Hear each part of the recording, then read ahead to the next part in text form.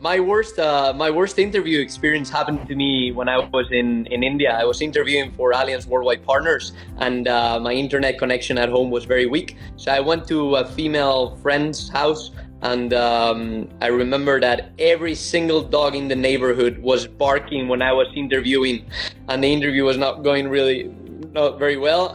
When I thought that it couldn't get any worse, they cut the water supply in India, and my friend started to scream like hell, and the interviewer could actually hear her. I had to explain the whole situation, but I guess that made me look more natural, because at the end I got the job. Okay, my worst interview experience was actually not pronouncing the name of the interviewer correctly all through the interview, and then being told right at the end that that name was actually incorrect altogether. So it pays to do your research and be prepared for interview. Oh dear, the worst interview I've ever done. That's a hard question, but it brings me back to my student days. I was looking for a summer job, and I think I really missed the audience. I over-prepared.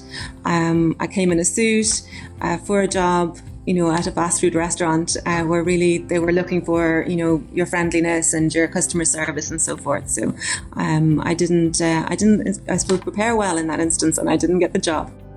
The worst interview experience I've ever had was just as I had graduated university. I was going for a role with a top tier law firm to work in their recruitment department.